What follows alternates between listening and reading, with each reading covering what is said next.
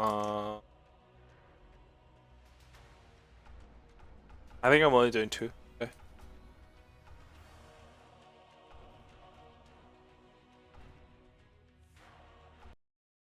So I haven't looked at this replay at all, so this is probably going to be awful.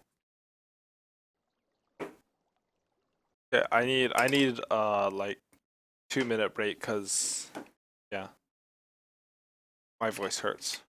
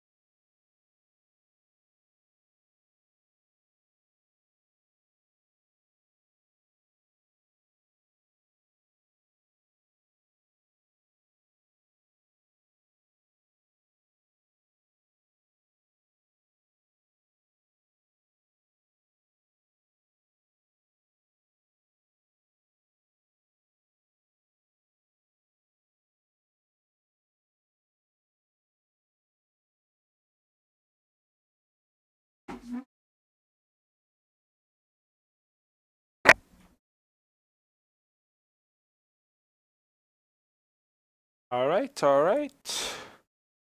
That hurts really bad. I am done after this.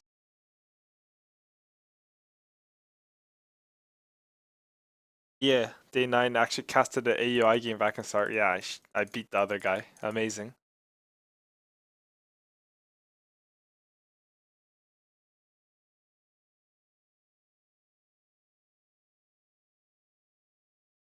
A bit of. Okay, the decision to buy cheap stat items as a carry in hard games. Um, like I don't, I don't. It to be a bit more specific than that. If you're talking about getting mass wraith bounce on draw, that's just really good because you're strong with them. Like if you can be strong enough to fight the enemy team or push on of lane with a couple of cheap items, then you should definitely get it. If you're buying 4 bracelet and anti-mage, then you're doing something wrong. I don't really know how to put it. I am gonna find that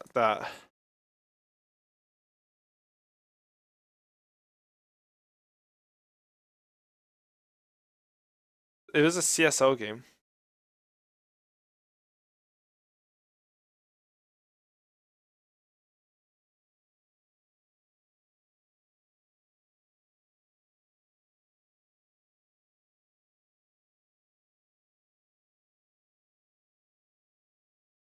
E.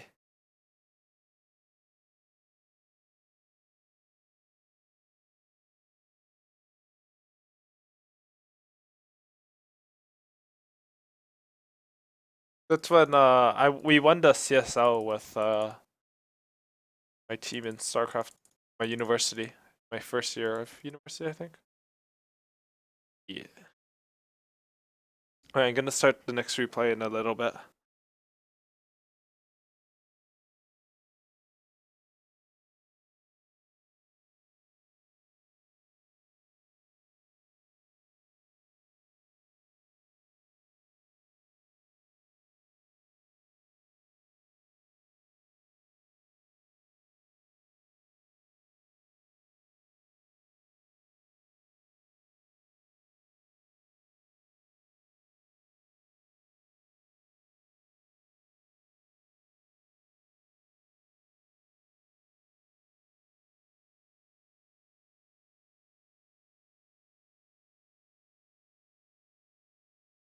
Right, I'm reading a couple of things.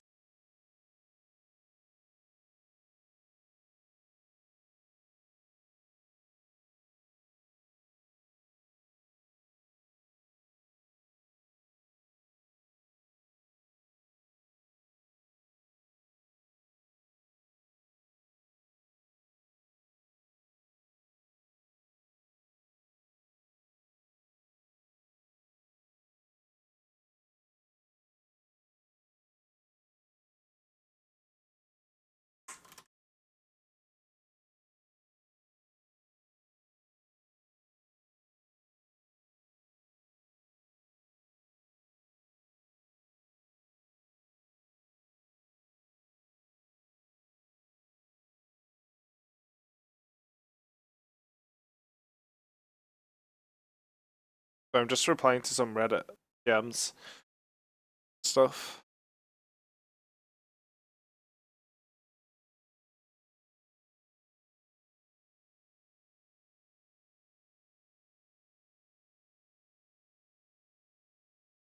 I miss Warlock. I don't like drums on TB. There's no roach speed. Ha ha ha ha. Yo, that wasn't even a Mortal Sentry all in. Come on. That's actually like it's definitely aggressive, but like, I just take control of the entire middle of the map. Okay, I'm gonna stop talking about freaking StarCraft.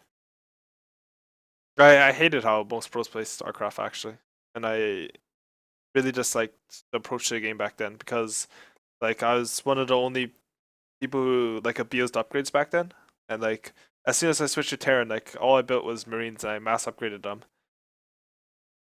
And Immortal Sentry, yeah, Immortal Sentry wasn't an all in back then. That was just like I was the only Protoss that built Immortals back then too. Like on an entire NA ladder, I never faced Immortals.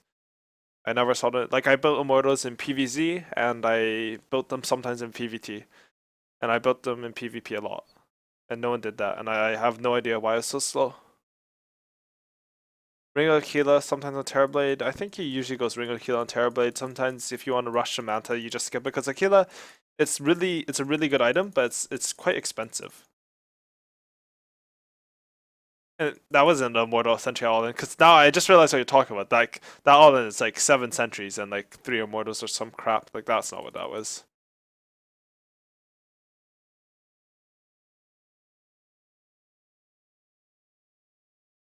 And Terrorblade's still fine. Just he's not a first pick, I think. And even if it's like we need to like we can't keep picking the same strategy, right? Or else we're gonna get wrecked.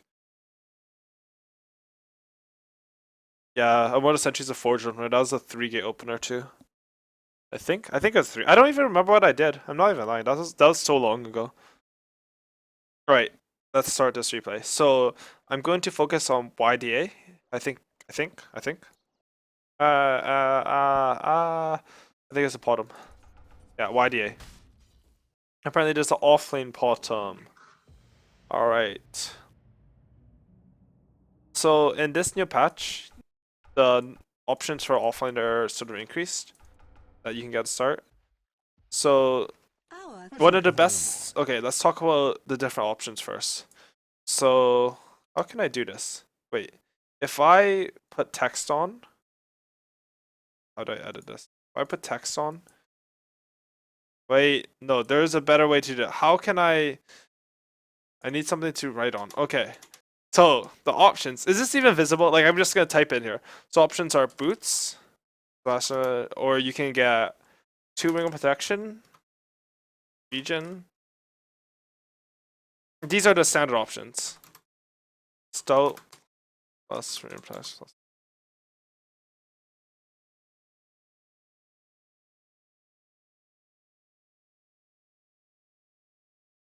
Okay, forget. I'm not typing it. So you can get boots. You can get +1 region. You can get 2 ring of protections, 1 region. You can get ring of protection, stout shield, 1 region, and that's for like. Okay, let's go over the arrangements first. I am way too unorganized right now. Unorganized. Boots, tango, or you can get 2 ring of protections, tango, or you can get 1 ring of protections, 2 sets of regen, or you can get and some stats, or you can get ring of protection, 3 sets of regions. You can do stuff like that. Melees, you can go like ring of protection, stout shield. You can get stout shield, some regen. You can get just stout shield, 1 region on someone like clockwork because then you can get fast boots. So there are stuff you can do, and then you can do like universe secure where he gets ring of protection, pulled 1 region, and he gets boots on side top, and then he gets really fast tranquil boots, and he's annoying because he's secure with tranquil boots. Um, but yeah, one of the best thing about boots is that you can get down here to ward. I want to say for pub games, you can not get boots and you can just run down here and ward. You can just place your ward here and they're never going to beat either because everyone's so slow to the fountain. Like look how he's at his tier 1 and they haven't gotten to their tier 3 yet. And that's not because of boots. That's just because people are really slow in pubs to get out. So you can pretty much always ward this pole. And if you don't, like if you run here and you see them, you just hey, I'm not warding the pole. Like you should always do that as offlaner. Anyways, I got a text message.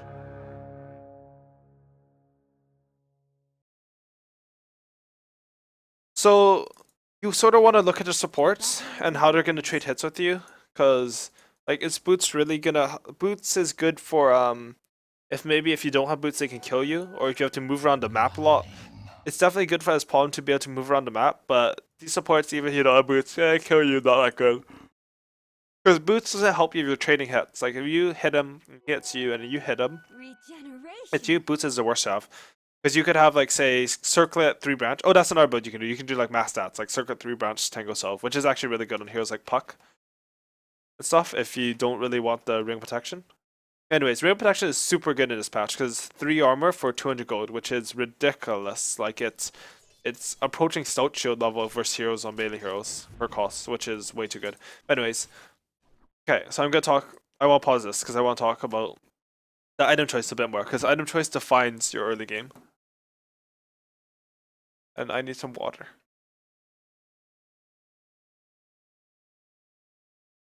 How does Day 9 do this shit without drinking water the entire time? I know he drinks water sometimes, but like he drinks it like twice per thing. Like what the hell? I can't talk this long. It's actually impossible. Anyways, when you're on offlane, he got a good block. The creeps are near him. Oh no, item choice first. So this lane, I think he's against a sniper, he's against a warlock. He's gonna tank a lot of hits, the boots aren't really gonna help him. He's at 1 armor. A ring of protection makes you go from 106 EHP, like that's your percentage, into 124. So what is that? That's actually like 15%, 17%, 16%, 16% HP, and that percentage also makes your regen more efficient because your tango goes from being like it heals 115 HP, but in terms of EHP with the no ring of protection, you're basically getting 122, 123 health. If you had a ring of protection, you would be getting more like 140 health, you know? Like it's so stuff just becomes it makes your regen worth more if you have a ring of protection. That's what I'm trying to say. Anyway, so he should get a ring of protection, 3 branch, and I think a tango solve in this lane. I like having a solve, but getting 2 tangos is fine too. But anyways, let's go back a bit. So you want to get a good block. Usually you want to check the rune, and then you can still make it for here if you just see what it is from here or here, and then you just run back. Which is nice.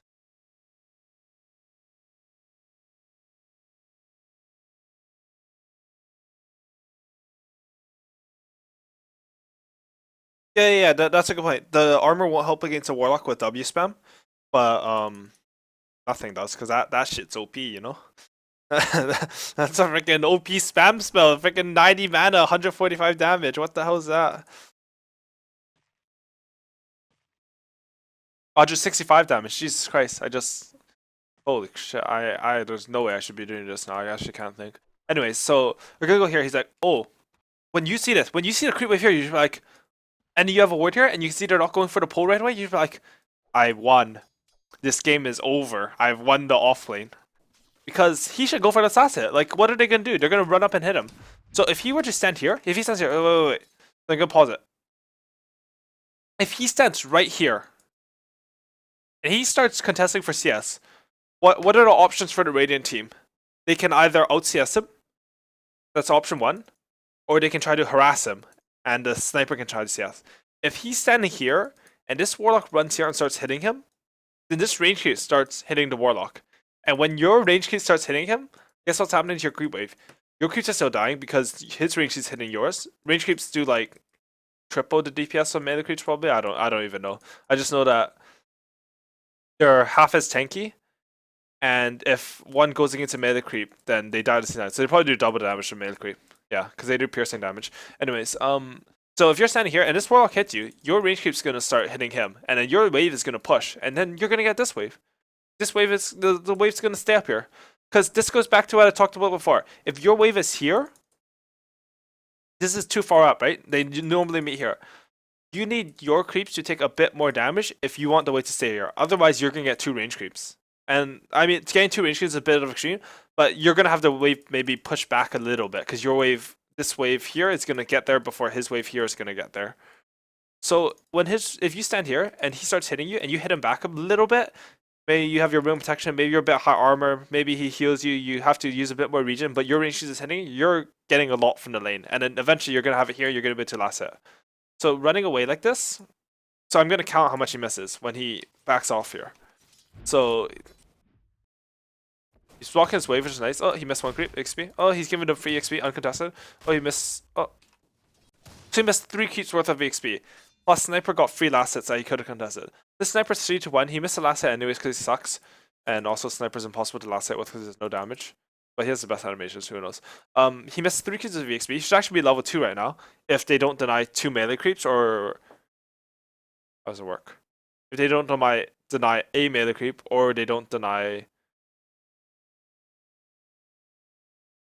yeah, I don't know how it works. No, okay. If they don't deny a 2 because the reason I'm like this is, I swear to God, it's not because I'm like, and like something's wrong with me. It's because they keep changing it. It screws with me. Okay, like so like if you deny a melee creep, instead of they normally give 63 XP, and if you deny it, I think it gives half, right? So then you get 31 XP. It always rounds down. So like before it would get 36 XP, and then you would have to deny 2 melee creeps in order to deny the level 2. But right now you can deny 1 melee creep and 1 range creep instead of 2 melees. But anyways, Rick, that's actually, I actually can't do this shit. Like, oh. Alright. So anyways, I really hope I wasn't hard time, right? No, I wasn't. I'm amazing. Alright, so he missed 2 creeps. And then Warlock's pulling now, which is good. That's a good time to pull. But right now the lane should be here. He should be able to get all this XP, and he should definitely, he got level 2, which is sort of lucky, to be honest. They didn't deny enough in that. They got like 4 denies total or something. 5 denies total. But he could very easily, from this misplay, from not going for those 3 creeps of EXP, even if they're all denied, he could easily only be level 1. And then your level 1 on bottom is sad because you can't move anywhere. You can't like just run here, shoot an arrow, and be like, oh man, the mid's so sad. You can't run in here because you have leap and you're invincible, and you shoot an arrow from an awkward angle, and it's like, oh man, I'm down, dead. Anyways, checking rune is important as offlaner. It's not necessarily that important to get it, although it's a bonus. You just need to know, are they getting this invisibility rune that the Warlock could have gone on bottom? Because if the Warlock gets that, he can kill mid.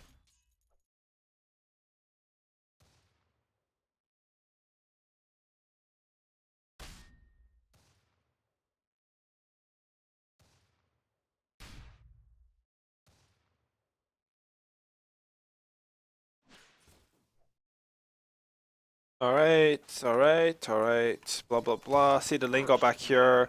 Wants the lane higher, so like watch this, watch this, watch this. They start attacking. Look at the creeps, look at the creeps. The Podum's so happy now. He got harassed, but look how happy he is.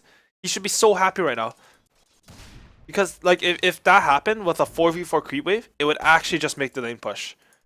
That had the potential of getting harassed a little bit here.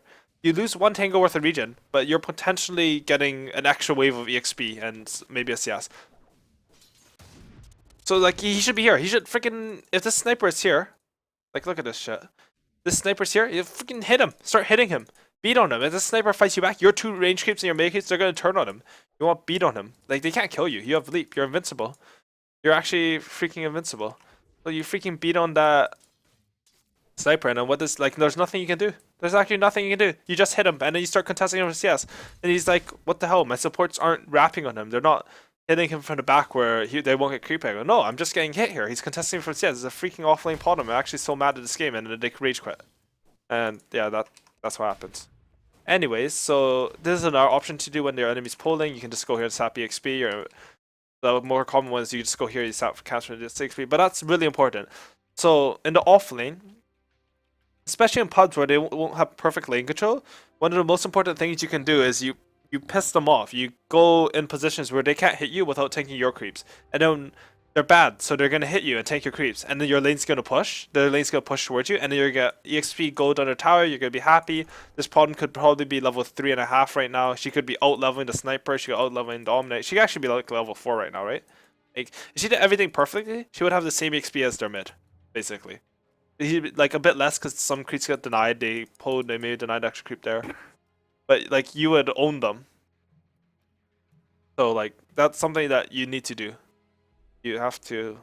What's going on? Why isn't my replay? Oh, the pause. Ha ha ha ha ha ha ha. So yeah, Spawn could be owning. If you're gonna be here, is he gonna block the pull? Okay, so he goes to check the rune. He goes to check. Okay, he gets a bounty. He gets a bounty. That's good. That's good. That's good.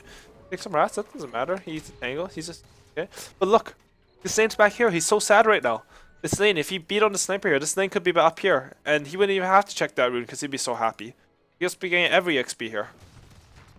And like, I do want to say, people they talk about how checking the rune is like the offlaner should do it every single time, and it's true, but only to a certain extent. Because if I'm getting free XP here, and my tower's here, it's really hard to check the rune. Actually, I have to like if I have the lane in my ideal position, I have to run like this. Like, I can't draw shit. I have to run like this, and like fuck that, right? Like I want to sit here. I just want to sit here, get my free XP. He's doing some demon Dota. He's sitting in the trees, like the high slash demon advice. Sitting in the trees getting some XP, but like this lane should be here right now. He should be getting CS too. And like when I say this, it sounds really simple, but like manipulating the creep wave by forcing the opponents to hit you in odd positions or taking fights for your actual range creep is something that I guarantee you, like no one consciously thinks about unless they've actually thought about the game. And if you're consciously thinking about the game like that, you're probably a really high MMR. Like that's not a 4.5k MMR thing. Like, and I'm not saying it should be either. It's just what when I see it, it's just hey, that's just what you should do. And if you add it into your gameplay, like it's just gonna help you improve. But there's a lot of things you can think about to help you like that. And like the concept isn't one that people should be unfamiliar with. Like it's a very important concept. Having more creeps than the enemy means that you can run at them. Because if, for example, I'm in a dual lane and I single pull this, say it denies one creep, and people are like, yeah, you denied a creep, you got extra EXP for the small camp. Oh, that's really good. That's actually two really good things. But one of the more important things is now when this creep wave, 3 creeps, joins up with your next creep wave, which is 4 creeps, you have 7 creeps versus 4, and you can run at them. Like, they might be like Lina Sven, they might be a super strong dual lane, and you might be some shitty dual lane, but you have 7 creeps and they have 4. And if you fight, your creeps are gonna massacre them. Like, creeps are really strong early game. They're freaking scary. Like if I range creeps attacking me and I'm pod them with 1 armor and freaking 48 base damage, like I'm gonna die to them. But anyways, yeah, manipulate your creep waves. Blah blah blah. Go for last hits. You don't like, and also something to think about too is so one of the ways that offlaners can lane is that they harass the enemy carry a lot. This is really common when maybe you see like a warlock or a Jakiro offlane. They eventually get some levels. They get their trick boots. They're annoying. They click E. They hit the enemy hero carry. They get withered down. But if you look at this lane, like it's a freaking warlock omni sniper. So while you do want to harass them, you want to force the warlock to heal himself, which is more efficient for him anyways. But anyways, um, but you don't want to focus on harassing this lane ever, because hitting the sniper is really hard. Like in order to hit the sniper, you have to go here, aggro the creeps, which you don't want. You don't want to aggro his creeps. You want him to aggro your creeps, and then dominate and warlock can heal them. So, but say this lane was I don't know, like this tri lane, Rubik CM Terrorblade, but to see him going, then hey, and I was often plotting against, I would really want to hit them. I'd want to burn this region down. And once I start burning this region down, say the Terrorblade's at 250 HP, the CM's at 300 HP, even with an even creep wave, if I have 4 creeps and they have 4 creeps, it's really hard for them to go on me. Because there's a chance that they don't know my allies is a TB, it's a pub, no one's calling that stuff. And there's a chance that like if they go on me, I might just arrow one and they die. And you can play super aggressive when you burn off all your opponent's regen by harassing. And you can like play up in lane, and it's just, I mean, burning regen's always good. And that's something to keep in mind in lane too. Like how much regen does my opponent have? And that's why you always need to click your opponent at the start. And you always have to like say this warlock was standing here, Army is standing here, and they're running for you, right? Like you have 5 creeps with you or some shit, so they can't hit you. And you're like, oh, which one do I hit? You should always hit the warlock because he has 2 armor, and this Omninate has 5 armor, and that's also something to think about. Like if there's a like more extreme, it would be this lane, right? If I was plotting for this lane, I could hit a Terrorblade with 7 armor, or a CM with 0 armor, or 1 armor. What does she have at the start? Most people are like, hey, hit that carry, make it life hard for him. No, freaking hit that support. Like make life hard for that support. When you scare off that support, then you can make life hard for the carry, and you'll burn through the region faster because that CM each hit is basically double the amount a hit versus a Terrorblade would. Because yeah, that's just how it is.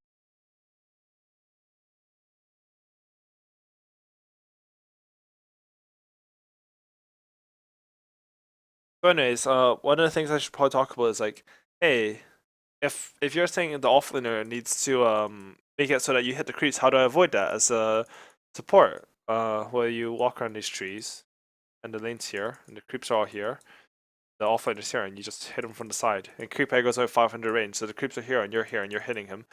First of all, the creeps will never aggro you. You need to be careful pulling the next wave, but the creeps won't aggro you. And like he can't fight you back because if he fights you back, you animation cancel forward, and you're gonna get so many hits on it, and your carries might come to help you if you're ready to fight too low. Let's say you're fighting from the front, like he just runs away, you get 1 hit on him. You go from the back, he has to run all the way past you, and you're getting like 6 hits on him.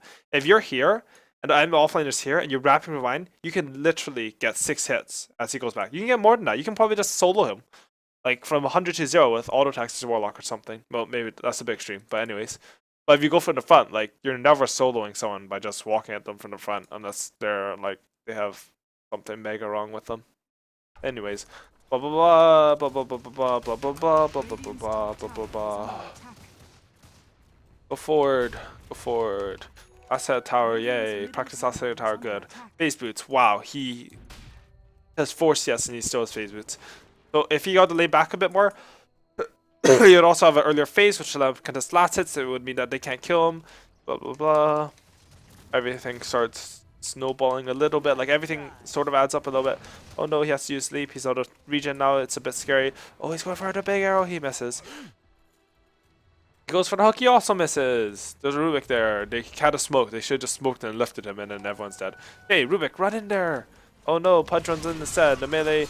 Oh, he misses there. Oh, disaster. This is such a disaster.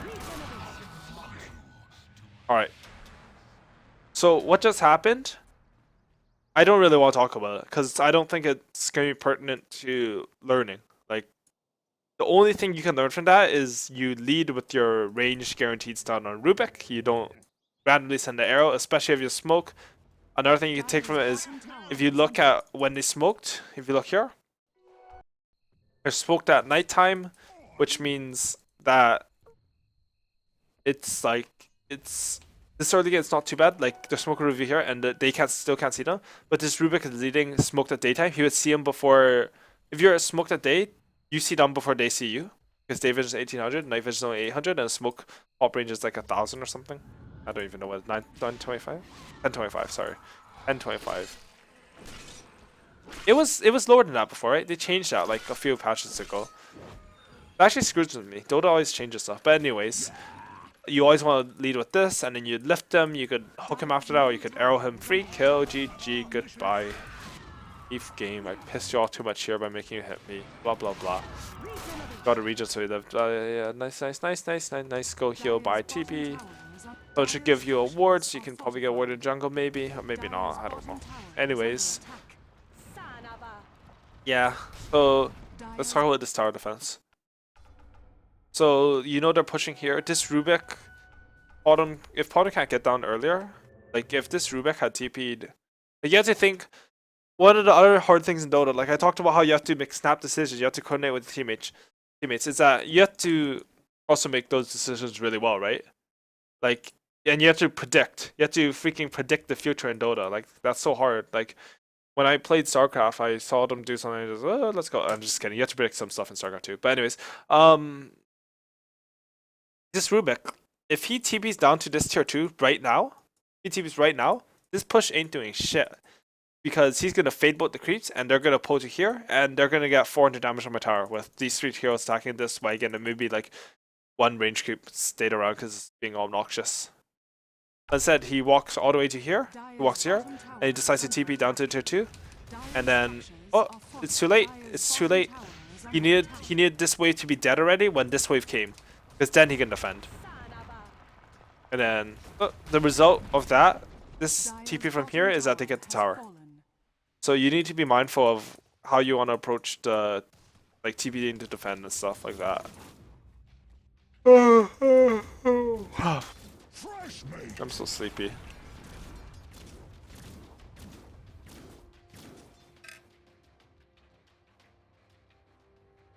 Thanks.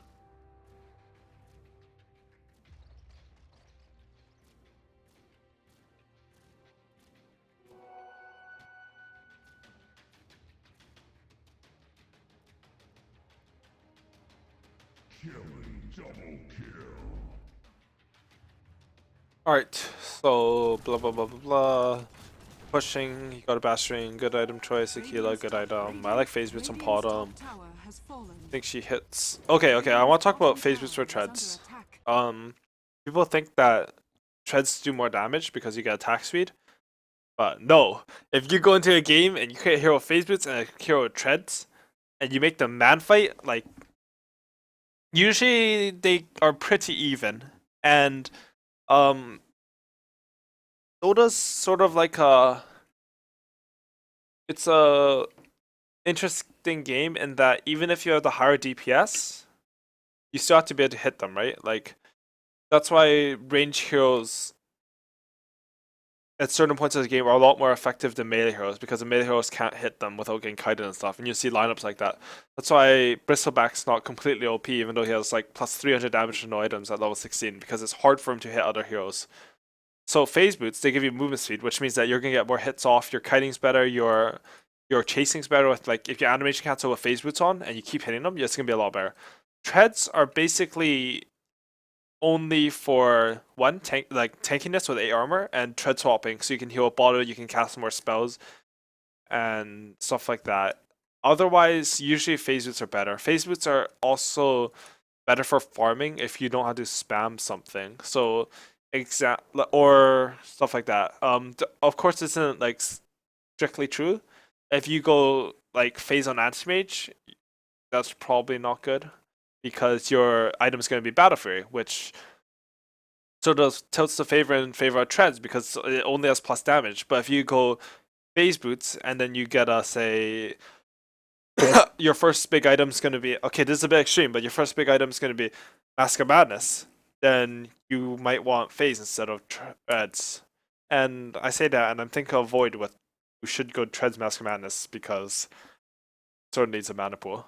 So you need to judge it like that. You shouldn't just judge it like Treads are better for damage, Phase are better for chasing, because it's not that simple. And usually I like Phase more on a lot of heroes. That said, I don't get to build Phase because I play support. And I really like Tread swapping is always really good. So like I'm not trying to say Treads are bad. It's just people underrate Phase in certain areas and they overrate it in like for chasing and stuff because it's good for chasing, but whatever. Like I don't think that's why Phase are that good. Blah blah blah. So this here, so when you come as a this is the same thing as the last game I talked about. When I come here as Potom, and there's an empty lane here, and it's not hitting their tower, like I better get something done here, and I better be 100% confident I can get something done here, because like he's losing, he probably lost a wave before this. He's gonna lose this wave. He's gonna lose this wave. That's like 600 gold or whatever. It's 600 exp, which is a lot for him right now. That's a full level, and it's a lot of damage to tower. And like they see no one's here, so his pudge gank is super obvious now, like because no one's showing in this lane, no one's pressuring it. If the lane's here and no one's showing, it's sort of okay. He doesn't want to stand so far as in tower. If it's here and no one's showing, like it's sort of that is not good. I need to be right back and go washing because I drink too much water. Ha ha ha ha ha ha ha ha.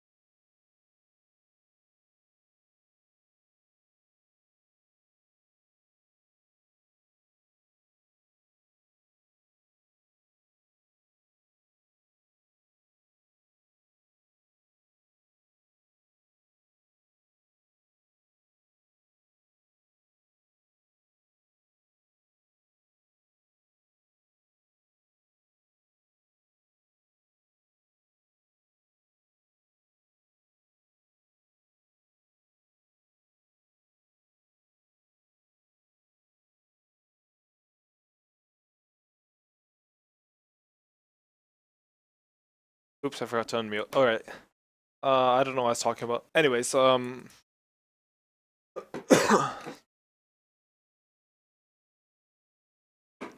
okay, so this bottom should have probably stayed bottom here, especially when there's a TP, because you can always TP into this tier 1. That's the moral of the story. Running two towers, or not farming a wave as long as you can before you TP, actually changes your game. Like, you'll get so much more farm, you won't even know what's happening. And I want to say that it's really, like, people in StarCraft 2, which, I mean, I'm going to be pull a lot of analogies from StarCraft 2, because that's the only other game I've really played competitively, and I think it's easy to draw parallels. But like people in StarCraft 2, they say like you can get to Masters where with just macro. Like it's pretty much the same thing as StarCraft. And macro is just farming, and like you can get really high MMR if you just farm. I bet like you could go to an account and just freaking farm and like almost never fight. And then like once I have like a number advantage, then I fight. Cause you know it's hard to be bad when you have extra item on an opponent, and it's really hard to be good when you have less items on an opponent. Cause they're just objectively stronger than you. Like usually, like Dota's balance sort of around like, oh, if they're farming a lot, then they're giving something up, and you're gonna get something out of it. But like, it's not always like that in pubs because people won't you take advantage of space while you're farming. And like pushing this tower isn't even like, it's not like you're just farming with no purpose, you know? You're gonna create pressure on them. You're gonna make them show at their tower. If you're pushing this tower with 4 creeps and a Bassi ring and no one shows here, like the other lanes are like, holy shit, their tier 1's getting pressured. They're ganking me, because that's the only thing they can be doing, right? They're ganking me, they're ganking me, they're ganking me, because their tower's dying. And if they just keep doing that, they don't defend this, and this tower's dead, and suddenly this entire portion of them freaking can't draw a pause. This entire portion of the map is open, and that's like huge for your team. Because this tier 1 is actually like the most important tower in the game, and then it's this one, I think. Anyways, yeah, so they try to defend this. He misses the arrow, they don't get anything, they lose the tower, and then he just walks bottom. That what happens? Yeah, he actually just walks bottom after. And then this TP would piss me so much.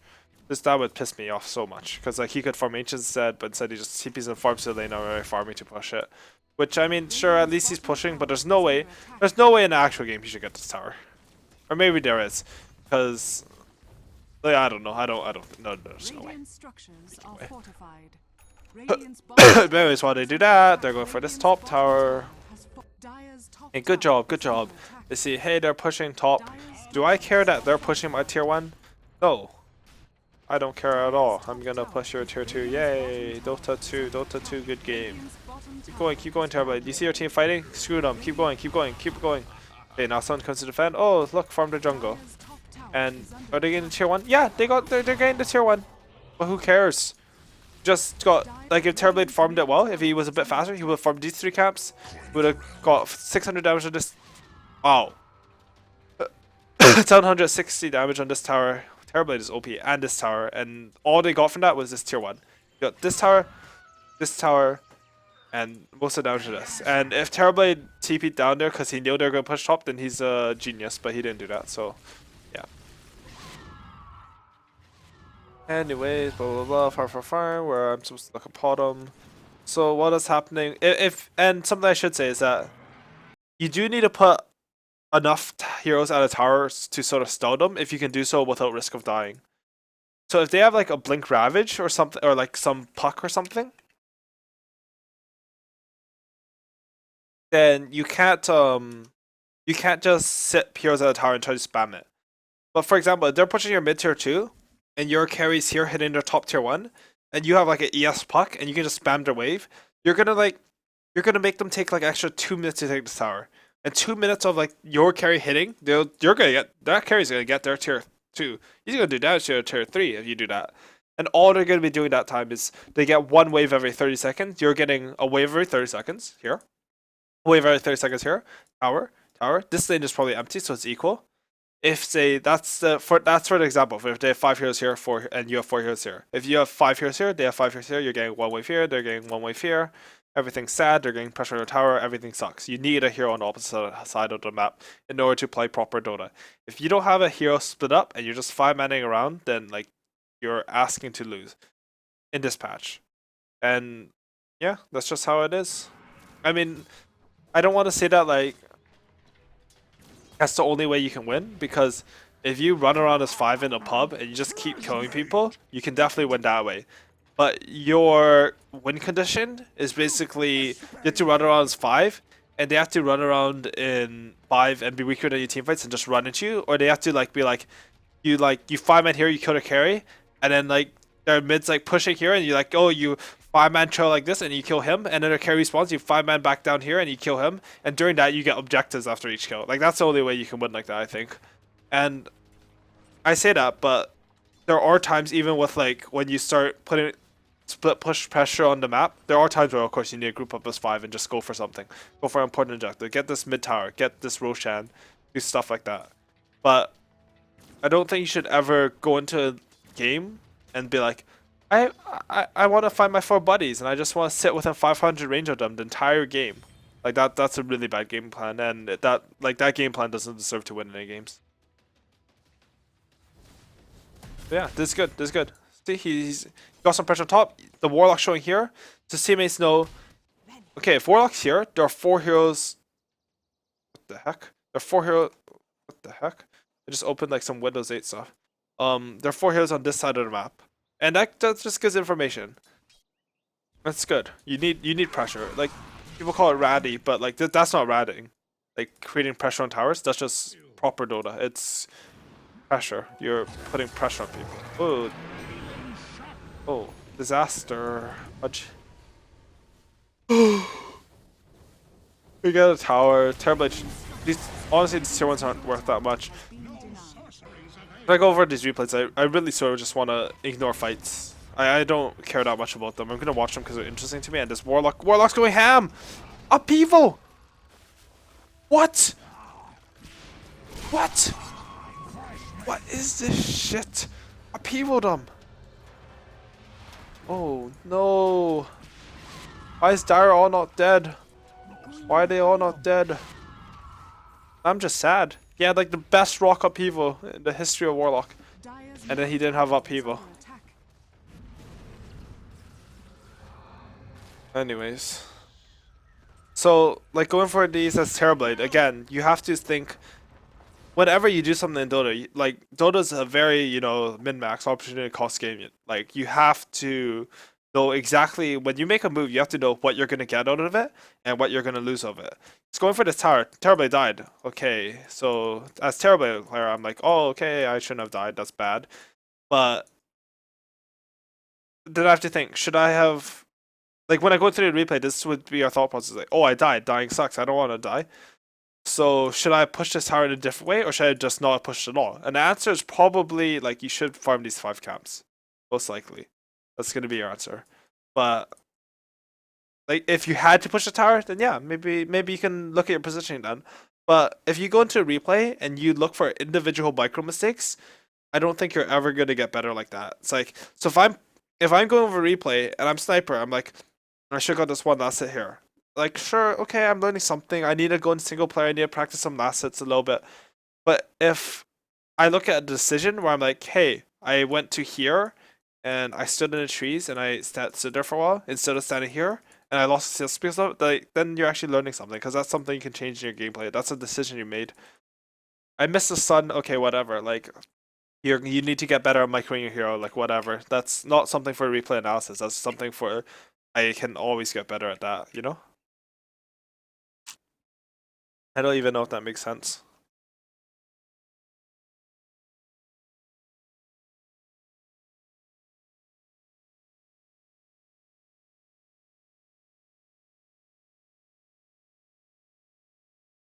Alright, time to resume. Blah blah blah, so they're fighting.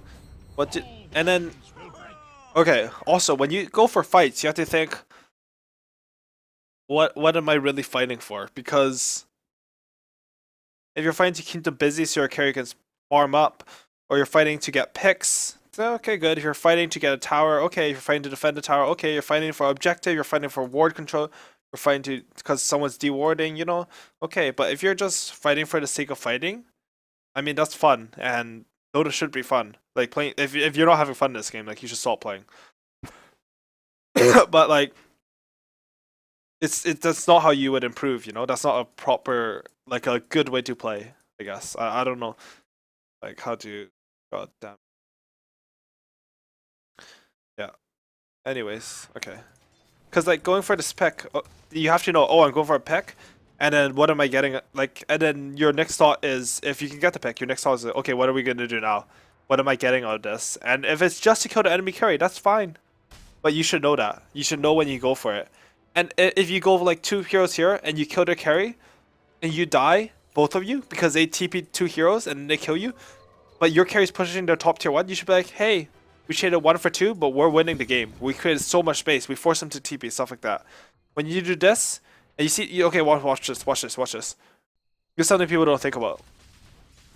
So, the center's running here. Okay, he gets going. They go on him. They have a 0% chance to kill the center. He has Stampede, is everything. But look at his team. His team's all gonna start running to him because it's freaking pump. They just start running to him. And that's it's less significant here, and that wasn't the best example because they could actually have killed him there. But it's way more significant at like towers and stuff when you can force people to TP. So it's a bit hard for me to illustrate this because I don't have a proper example in this replay, I think. But say you're at this tier 1, you go on someone, and you lift him as Rubik, and you arrow him. And if no one TPs, you have a chance to kill him. But you see people TP. Say it's nighttime, you can even predict their TP if they're good. And you force a TP there, you're creating a lot of space. You're seeing 2 heroes here, they wasted a TP, stuff like that. You don't need to kill someone to pull advantages. And the kill count doesn't matter as much, as people think it does. But that's sort of been oversaid, so maybe it matters exactly what people think it does. I don't know. Oh, DD rune. Oh, terribly DD. Roshan, run to DD. Get.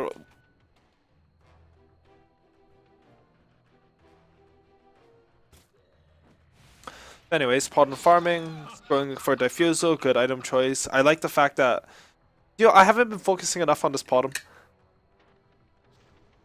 He's been farming away. Farming decently.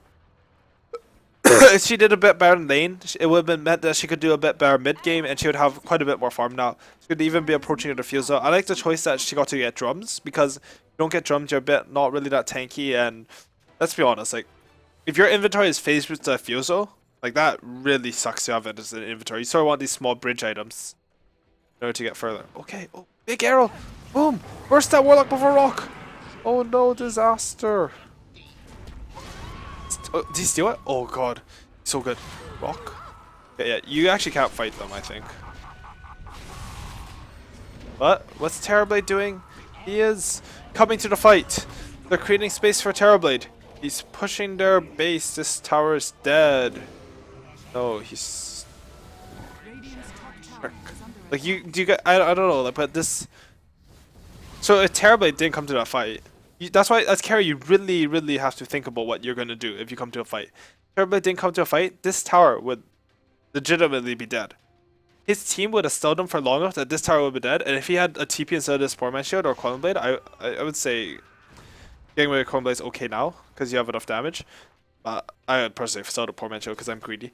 Like, this tower would be dead, and he could have possibly gotten the range racks or damage and melee racks or anything there. Like, the decision not to come to fights, you actually have to really think about it. And like, the problem I have right now is I don't want people to listen to me and just never come to a fight. Because I'm saying all these great things happen, you don't come to a fight.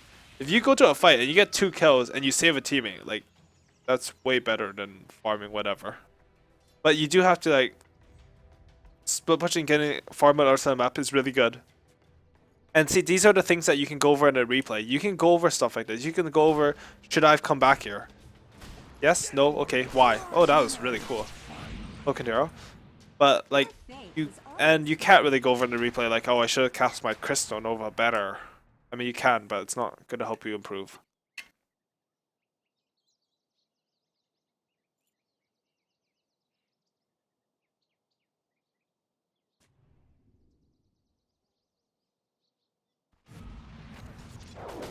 Yeah. Yeah, what am I even talking about now? Actually, let's just win this replay, am I? Blah blah. Farm, push out waves, keep pushing. You see them here, you see them, you see the centaur. See that sniper hitting top, you know they're all behind him because they 5-man behind him. Yeah, you pot him out, your TP is on cooldown. Keep pushing, keep pushing! Go, keep pushing here. Your TP's still on cooldown. Definitely keep pushing. Say, okay, you have to look at this fight. If I TP as pot him, what am I gonna do? Like, really, he has 2 rocks down. There's 2 rocks down, my team's getting wrecked. What am I gonna do here? And like, if the answer is you can't do anything, then TPing is definitely not a good idea there, right? You got this creep wave, his creep wave would have been over here already, and while they're hitting this, you're hitting their tier 3. And the reason I'm going over pushing right now is, one, I didn't prepare anything, and it's the most blatantly obvious thing to improve on in pubs, I think. And because honestly, this is the decision making behind split pushing is like, it's one of the best to learn. Like, you sort of, it helps your understanding of the game. You can understand when I need to come back, when I can push, what do I gain from pushing and making them TP, showing a hero there, stuff like that. Like, that's really good to learn. And that's compared to, like, I could go over this game and just look at the team fights and be like, Warlock should have ulted, I'll go to 0.25. with a 0.25, and I'll be like, Warlock should have dropped his rock 0.4 seconds later because then Centaur would have been able to blink 0.2 seconds later and time that stun better, or something like some crap like that, you know? Like, that's actually worthless. Like you really want to focus on learning how to make decisions.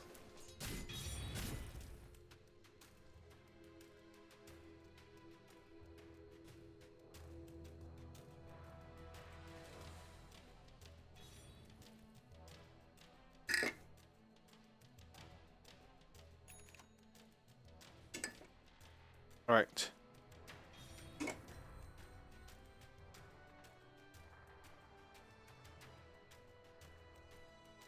But no, I brought another jug of water. I also have to use a straw for, because I don't know why.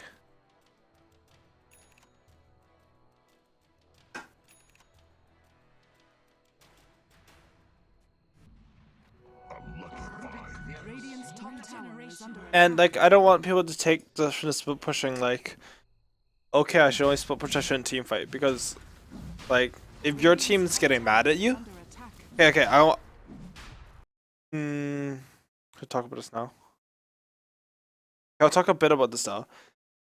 Part of winning, especially in pubs, is keeping your team happy. If your team's getting mad at you because you're not fighting enough, then you have to sort of change your values in the game, right? Like, if you know that you can TP in and get one kill, and maybe deep inside, you know that getting this tier 2 is worth more than that one kill.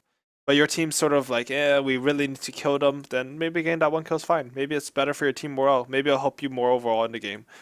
They're like, and that's sort of like the flow of a game like is actually really important. If you can get momentum on your team in a pub, it's gonna help you win a lot. And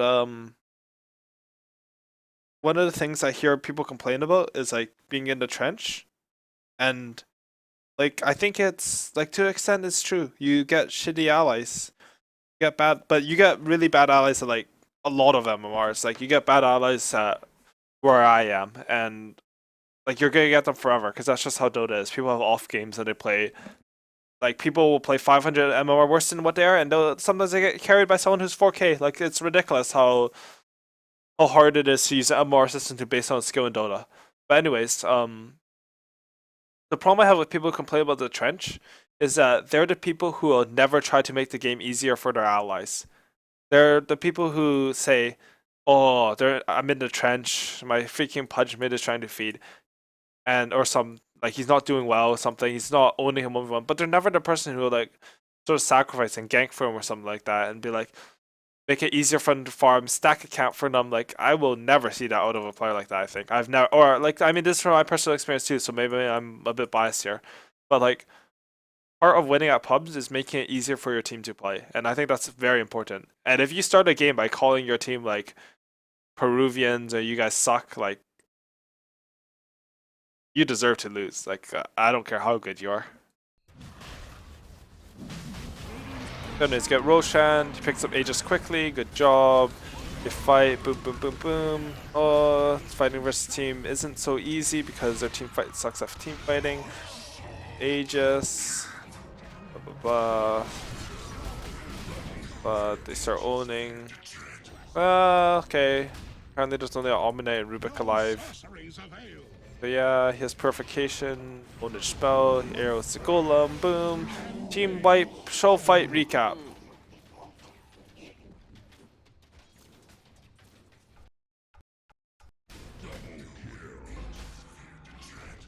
Come on.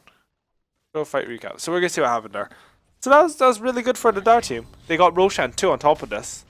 And yeah, they lost Aegis, but whatever. It's super good for them. And they were behind before that too.